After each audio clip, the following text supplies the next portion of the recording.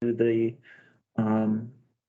chat in our session, they can come back and review that. So we are going to ask everyone to put their name and organization into the chat box. That way we can see who was online to join us for the session today. It is a requirement to view the workshop, whether here today virtually or online in the future. So we do ask that you put that in now or sometime throughout the workshop. That way we can take attendance.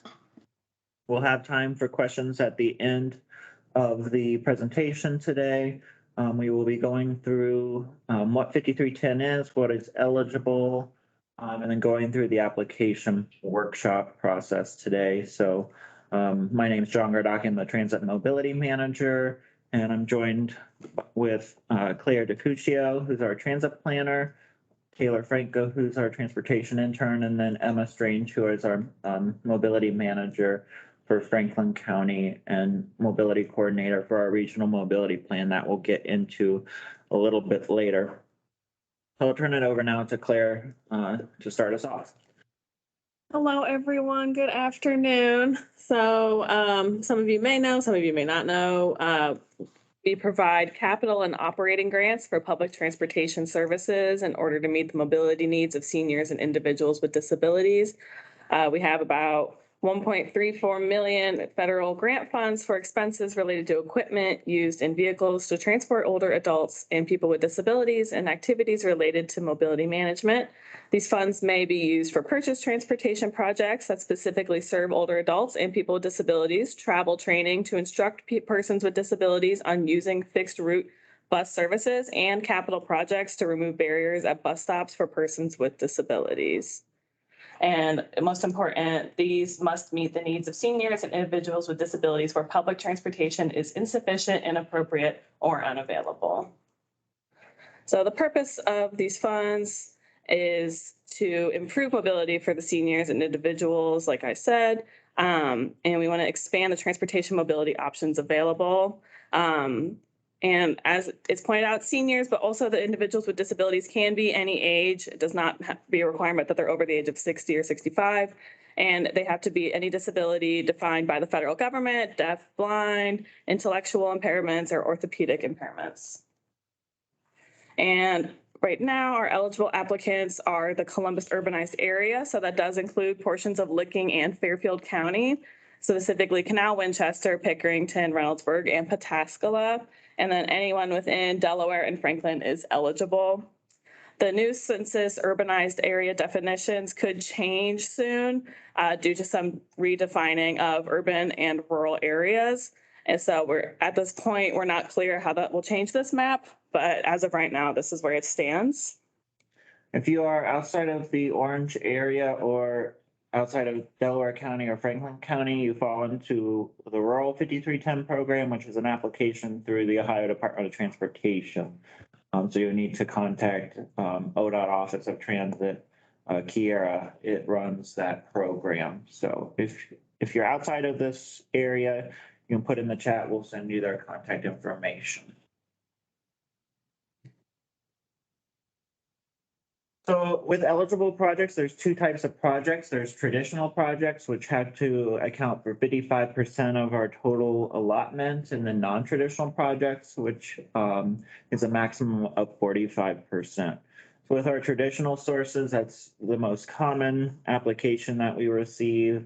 That's for your general vehicle procurement. So different types of AVs, modified minivans, LTNs, LTVs. There's a whole bunch of new options on the ODOT cooperative purchasing agreement, including some alternative fuel vehicles on this round. There's wheelchair lifts, ramps, and securement devices. If you need to replace those types of things in your existing vehicle fleet. Transit-related intelligent transportation system, ITS. That could include scheduling software, dispatching, or a one-stop call system, CAD AVL, things like that fall into that ITS category. If you want to implement or maintain your mobility management program, you can apply for funds for that. Then we have acquisition of transportation services under a contract or lease. So if you're an organization that pays someone to provide those trips for you, some examples of that include the Dublin Connector, the Hilliard Express. The cities of Dublin and Hilliard utilize the acquisition of transportation services for their shuttles. Preventive maintenance or capitalized maintenance, things such as replacement of engines, oil changes, car washes, things like that fall under preventative and capitalized maintenance. If you don't have radios or communication equipment such as video surveillance, securement, you can apply for those types of equipment on your vehicles. And finally, the purchase and installation of benches, shelters, and other passenger amenities. Now, this last one has to fall within an existing fixed route or like an on-demand type stop. So it has to be a physical stop. If you're in Franklin County, that would of course be CODA. If you're in Delaware, that's Delaware County Transit. So you'll work with those two agencies to determine location and installation of those types of facilities. All of our projects utilize federal money.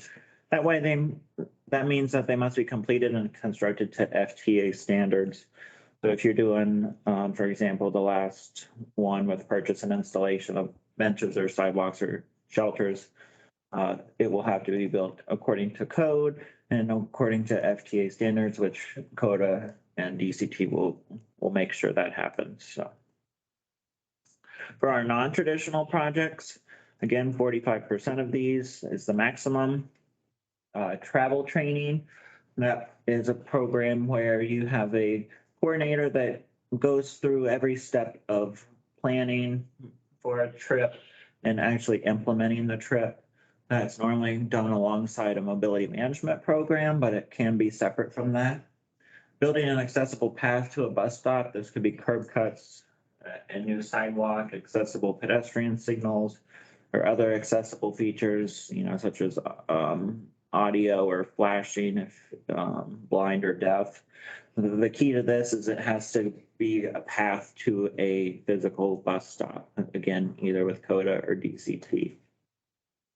Improving signage or wayfinding technologies, and then mobility management programs are considered both traditional and non-traditional options. And then going into this year, reflecting on last year, we got some great feedback from the FTA. And I just wanted to express this to you all, especially if you're applying, if you're a returning applicant, and it's good to know if you're a new one. If you are applying for maintenance, we prefer that you would refer to it as preventative maintenance rather than capitalized maintenance. And then purchase transportation, such as a contract through Share Mobility, should be referred to as contracted transportation rather than purchased transportation. Obviously, if you're buying a vehicle, that's a different story. But if you are contracting with something like Share Mobility, things like that, we would prefer you referred it to it as such.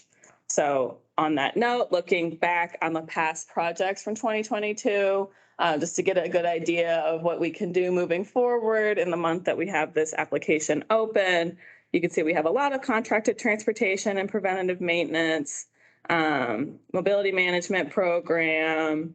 We got some computer and hardware and software, all great improvements that help keep these 5310 programs running.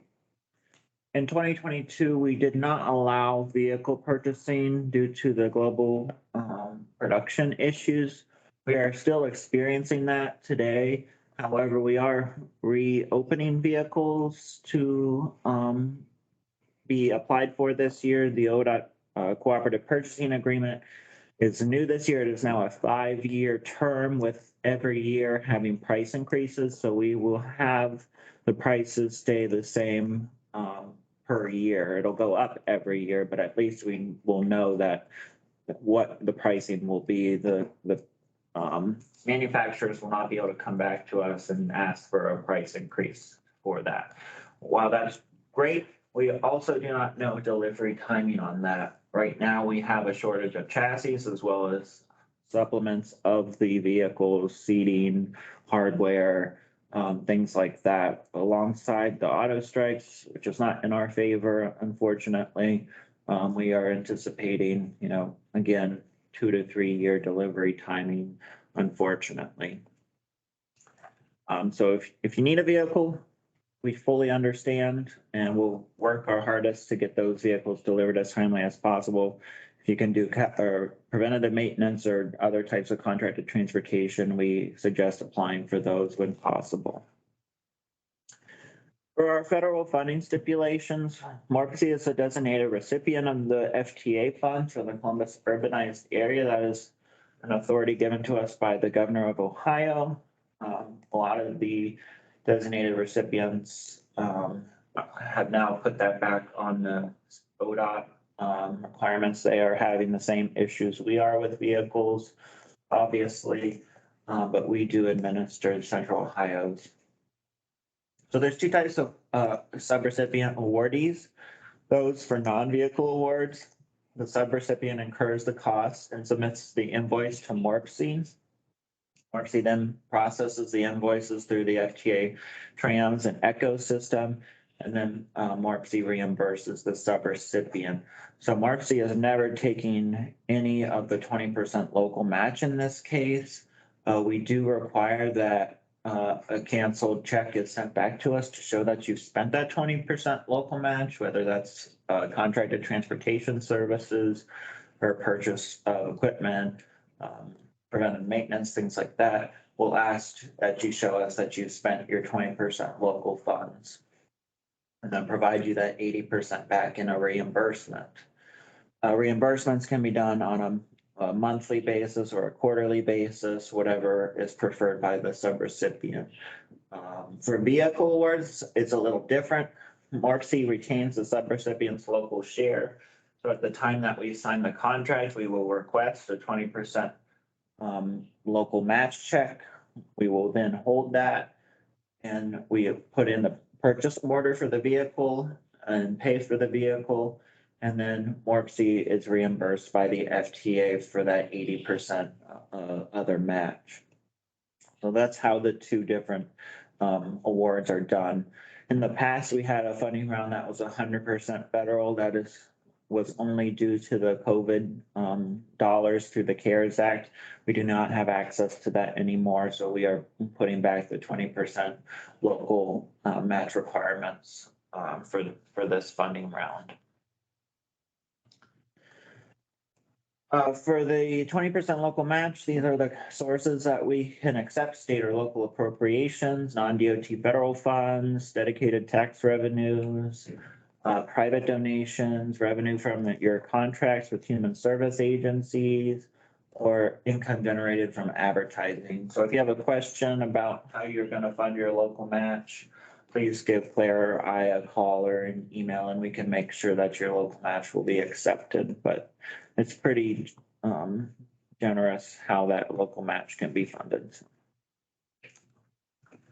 Next, as we take federal funding, we must comply with all of the Federal Transit Administration requirements. So that includes an annual certification and assurances, non-discrimination, Title VI program, civil rights, our accounting system, financial management, reporting, others. You'll see some of the documents in the application include a certification insurance, a non-discrimination clause that you have to sign, et cetera. So we'll go through those in the application. So to select you for the funding, we look at the project description you have submitted, as well as the demonstration of need and how much what the population is like that you're serving, what your capacity is, how effective you operate, and what your coordination and outreach looks like within your community, what other vehicles and equipment you have on hand, if you are able to meet the federal requirements and meeting our coordinated plan goals, and if you are returning, what your past performance has been like. We do have a 5310 advisory committee that will be reviewing the project scoring from the MORPC team and selecting the projects to be funded under our program of projects that's required by the Federal Transit Administration.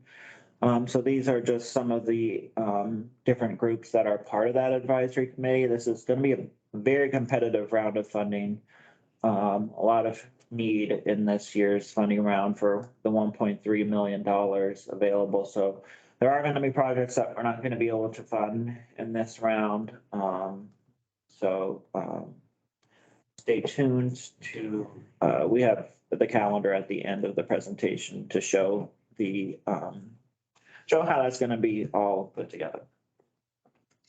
So for Title VI plan requirements, the next two slides just show what is required for a Title VI plan. If you're not sure if you have a Title VI plan or need help with creating one, Claire and I are happy to discuss that with you. Again, you'll have to sign the Title VI assurances document in the folder.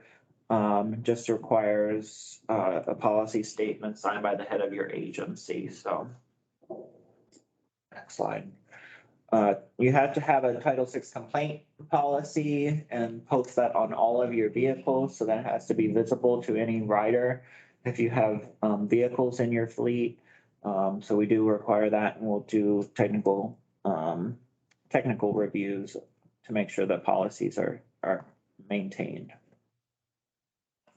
For a coordinated plan requirement, it must be consistent with the goals and objectives included in our new coordinated plan that is called the Regional Mobility Plan. So Emma on our team here manages the Regional Mobility Plan. So she'll be checking to make sure that it meets one of the goals. Goal 1 is expand services for disadvantaged populations. Goal 2 is encourage flexible policies to improve transit accessibility.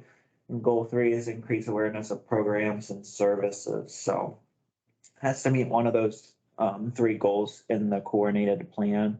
While we used to have a coordinated plan between Franklin and Delaware counties, they now are separate. And Delaware County has their own goals and strategies, and so does Franklin County. So just be aware of that. The regional mobility plan is on the website there, morpc.org/regional mobility plan. You see here the 9 counties that are created in the regional mobility plan, includes Delaware and Franklin counties, as well as the counties surrounding us. It goes as far west as Logan County, as far east as Licking and Fairfield. So we do have regional goals to address gaps and unmet transportation needs, maintain and improve level of service, encourage stakeholder and public support for transit, and improve awareness of transportation options. So these 3 goals are consistent throughout the 9 counties, and we're working together to meet all 3 of those goals through 2025. For our semi-annual reporting requirements, for those with vehicles, we do ask that you submit a semi-annual reporting report through ODOT's form stack. When we get vehicles delivered, we send the new VIN numbers into Kiara branch at ODOT. She will put those in, and you can then go through the reporting period. It just helps us maintain our transit asset management plan and figure out when vehicles are going in and out of service. So that reporting period is January 1st through June 30th, with reports due at the end of July, and then July 1st through December 31st with a report due January 31st. So Claire on the 5310 team will be monitoring those reports as they come in. Obviously, we haven't had vehicles delivered in over a year, and these vehicles will not be seen probably until 2024 or later. So this only applies to 5310 subrecipients that have current vehicles through past application rounds. For technical assistance reviews, TARs are randomly assigned for all subrecipients every 3 years. We do use ODOT's format, which includes a site visit and electronic submission. So you'll be receiving a site visit probably in the next 3 years from Claire and myself. We will then set up a review for the subrecipient to go over any shortcomings or deficiencies in the program. And through the FAST Act signed in 2015, we do now have a transit asset management plan. that gets updated every 3 years, and new vehicles get put on them when they are delivered. That way we can monitor the useful life of all vehicles. MORPC is the lien holder of all titles until that useful life of the vehicle is up, so you have to maintain the vehicle in good compliance and for the use for individuals with disabilities or older adults throughout that useful life. If you are unable to do that, we are able to take back that vehicle and assign it to another subrecipient if there's useful life available, if you cannot meet those needs. So make sure that you have adequate programming and budgeting for the useful life of your vehicle before applying to 5310. Right, so we have updated our form stack. I'm sure some of you are familiar with the process. We do have attachments that you need to download and look through, and then your submission will not be valid without the re-uploading and filling out of those. Should I go through it right now? No. Okay. We'll go at the end. And then, So for 2023, this is our funding availability. Again, $1.3 million. We do have vehicle cost overruns that we're utilizing funding for. 80%, MORPC is going to provide the 20% local match for those vehicles. This is from the past round of funding in 2020 to make sure we can get those vehicles delivered. And then we have a 10% administration that we had to take off for oversight and administration of the program. So in total, we have 1.3 million available for this funding round. Again, this is an annual call for projects, so next September will be the next call of funding under the bipartisan infrastructure law. Okay, and then this is the timeline I was talking about. So again, today, September 27th, our virtual workshop, and the application period opens. Applications must be submitted through FormStack by 5:00 p.m. on October 23rd, including all of those attachments at the end of the FormStack. We'll complete the project scoring the week of November 20th, and we'll hold the advisory committee meeting. They will put together that program of projects, which will put that $1.34 million into the projects to complete that funding. Then there'll be a transportation improvement program amendment put together and submitted to the MORPC Community Advisory Committee, the Technical Advisory Committee, and the Transportation Policy Committee in December. So you'll be able to, if you're on any of those committees here at MORPC, you'll see what is on the program of projects. We will then submit that to ODOT after commission votes on that. Submit that to FTA in January 2024 when ODOT goes through their state process. They have to approve it. And then in February of 2024, we will be able to submit the projects into the federal grants administration program that's called TRAMS. So Claire will be starting on those in February. Anticipate to be able to put together the contracts hopefully by April of 2024. Once contracts are signed, we can then submit purchase orders and apply for any vehicles and then start reimbursements for any of the non-vehicle type projects there.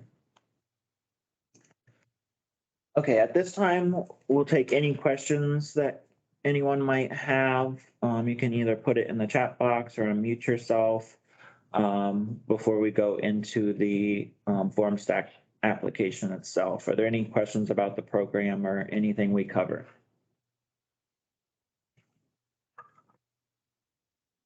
yeah, Evan. Thank you. For the urbanized area that you shared, does an organization have to be able to provide services in all of those areas to be eligible? No, if you service Delaware County or Franklin County, somewhere within there, or in Pickerington, Pataskala, Etna Township, those types of areas, as long as you're within one of those urbanized areas, you can apply for the program. The majority of the program has to be within that urbanized area, though. So you're gonna be applying for contracted transportation, for example, and you're sending people, or you're picking up people in Lancaster, we cannot provide funding for those trips, only the trips that start or end in the urbanized area. Thank you. Good question. Is there anything in the chat box? No. Okay, we'll have another opportunity at the end to ask any other questions, and we can be contacted at any point. We'll put these slides as well as the recording in the last slide here includes our contact information on the website, and we'll send out an email to all people who participated in the webinar today as well. So Claire's going to go through the form stack now. Okay. So as you can see, this form stack, we had the link in the presentation, but it's morpc.formstack.com/form/5310. We have the information stipulated here, and then here's that map one more time in case you need to refer to it during your application process. This is that package download. So you'll click that, it'll download, and then I'll just show you real quick. Here's all that's included. These are all those appendices and sections that we'll need. And then these are the vehicles that are offered in the cooperative agreement. And we have just this chart from ODOT. I got it from Kiara, if it'll open, but got a lot of great documents in there, got good information. There's also a vehicle catalog and selection guide in there as a PDF, so that goes through each of the different types of vehicles, what comes with it, what's standard, etc. We do require a signed copy of the vehicle cost worksheet as part of the application if you're going after a vehicle. So we want to make sure we have that so we can order the vehicles as quickly as possible.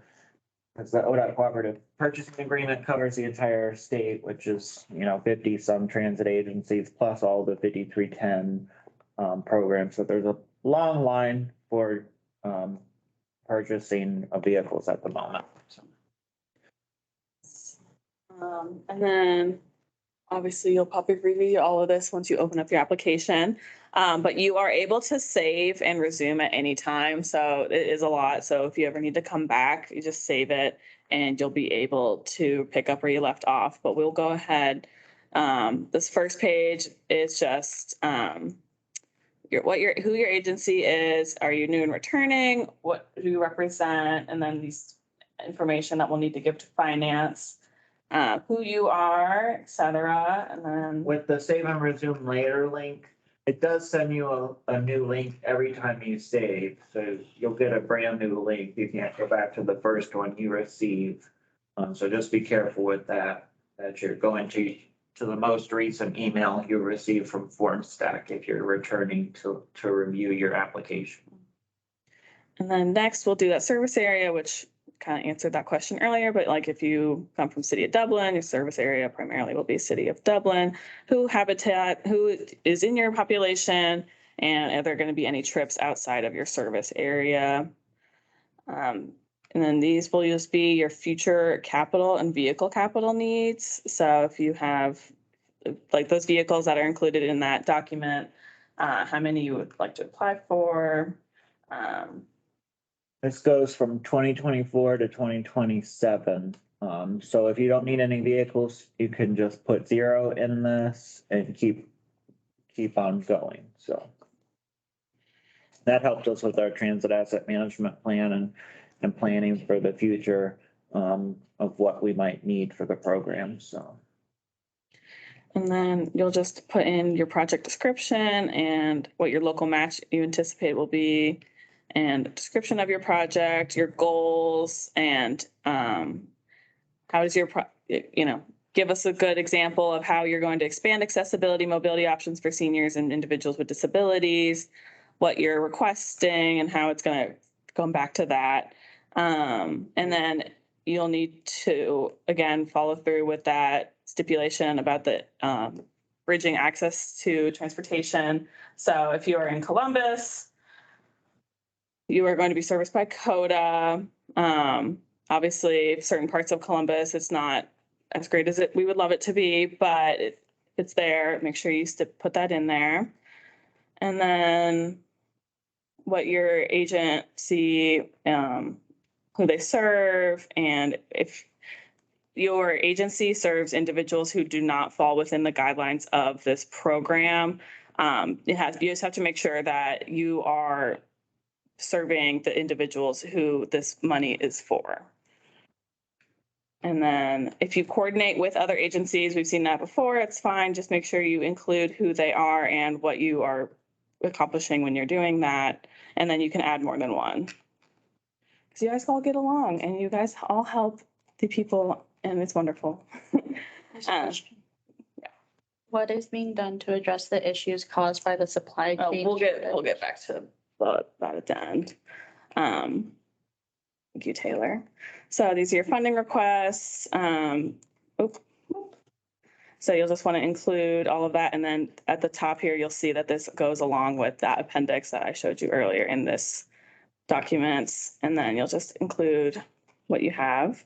If you have 0 vehicle requests, just put 0 and it'll let you keep going through the process there. As you can see, I'm not filling anything in, but at the end, if I were to submit, it would turn all red. So make sure you're putting in the 0. And then you'll just put in what your requested item is. So like I said, purchase transportation, computer hardware, maintenance, mobility management, miscellaneous capital, et cetera. And then what you estimate that will cost and what local share you intend to have and how you're going to fund it. And then if you want to apply for more than one item, you'll just put that all in there. And purchasing vehicles, we said, here's all that information, and then you'll just put in what vehicle you're requesting for. Is it going to be a new or replacement? How often you're going to operate it? How many passengers you want to have? How many hours it'll be out? Things like that. And then of course, you can add more than one. And then if you're going to require or request computer hardware or software, how you're going to use that, and how it's going to benefit your program. And then any miscellaneous items that you are requesting and how much that will be funded for. Not -1. And then if you are doing the maintenance, where you intend for that maintenance to go towards. So if you're going to wash your vehicles, get your oil changed, get any parts replaced, things like that, just make sure that you put that in there and how much it'll cost. And then it'll total up at the bottom. And then if you do have the ability to have a mobility management program, how they're going to impact your agency and impact the community, what they're intending to do. There's another question. We'll do questions in that. Got it. It's okay. Thank you. It's okay. And then how you're going to staff them. And then your transportation service, who your supervisor is and their responsibilities.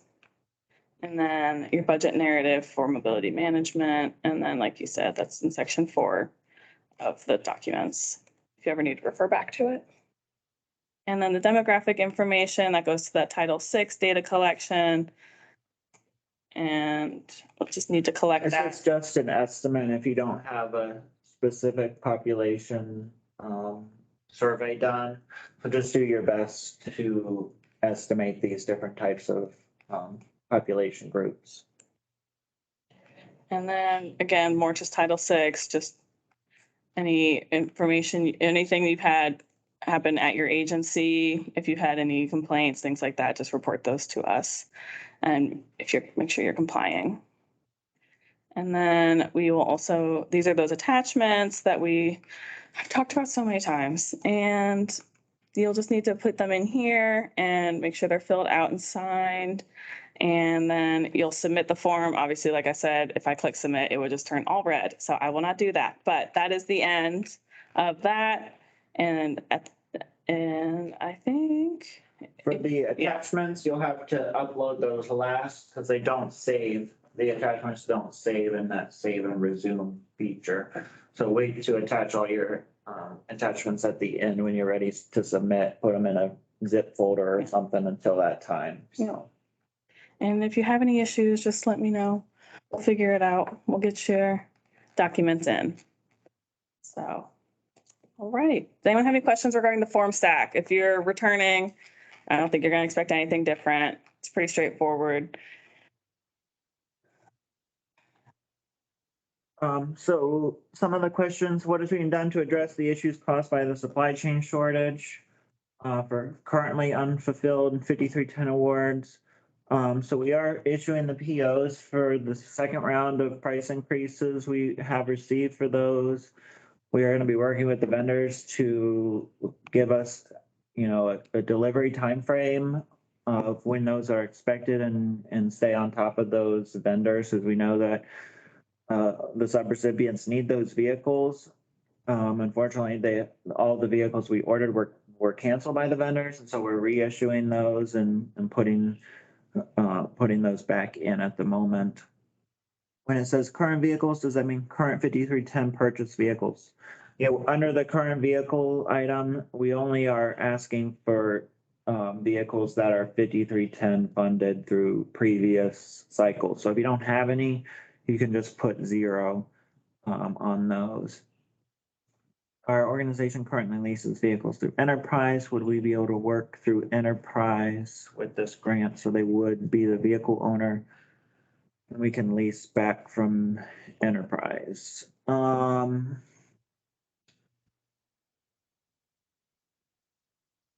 you, Dominique, we'll have to talk offline about that and figure out, are you asking for purchase of the vehicle lease, or are you asking for contracted transportation services? So we need some more information on your question there to make sure we know if it's eligible or not. So Claire and I will follow up to make sure we get you that answer. Thank you. For the project start date and end date, do we put the end of the year even if our program is ongoing? So for these dollars, eligible reimbursements are from January 2024 up to 3 years after that. So January 20 or December 31st, 2027. So the program has to fall within those guidelines. We obviously are looking for projects that can spend the money down in one fiscal year. We have in the past funded multiple year projects such as preventative maintenance and mobility management programs. With the demand that we're going to be seeing from the program, I don't think we'll likely be able to do any multi-year application requests at this time due to the amount of interest we have in the program. So you can put the timing at least after January 1st of 2024 through that 3-year program. So good question. Any other questions? I do not see a cost sheet for the modified minivan through BSI. Can I use their cost sheet? We'll follow up with BSI and make sure that all their sheets are able there. We purchased off the cooperating agreement, so everything that is off the co-op should be on there, but we'll follow up and make sure. Also, I was talking to people at ODOT yesterday and their internal server had some things swapped. So if there are any major changes, I'll reach out to you. But within those folders, I included the full list of what's there. And so if you can't find a BSI sheet, I apologize, but you can also just click the link within that Excel sheet in there, and then all of that information is on this page. So then you can just go here and it's online as well. There are electric vehicles for some of the smaller vehicles like the AVs and the modified minivans. So make sure you're selecting which one that you want to purchase. So what has been done to address the delays in the release of the preventative maintenance funds in the past. Our last round of funding, we actually started this process in March of 2023. The Federal Transit Administration made us restart twice with our application. They changed some of the ways they are doing their trans reporting this year. So that took us a few months to get through. And then it took us almost 3 months to get to the point where we just sent out the contracts through getting through all the signatures required through the Federal Transit Administration and then up through the Secretary's desk at the Department of Transportation. So we're hoping those delays are not going to be in this next round of funding, and We learned a lot this year. yeah, we're going to be starting the process as soon as we get the FTA letter in February to put this into trams and get the contracts out a lot sooner. So that should not occur as it did in this last round of funding in next year's funding round. With the onslaught of the bipartisan infrastructure law, the Department of Transportation has moved around a lot of their staffing due to all the discretionary programs available. And unfortunately, that includes our Region 5 Chicago office that reviews our projects. So they're down by like 5 people at the moment. So they're doubling up on the number of subrecipients. We are a subrecipient of them. So they've had to double up the number of subrecipients that they've reviewed. So we do apologize for that delay, and we'll make sure that doesn't occur again. So good question.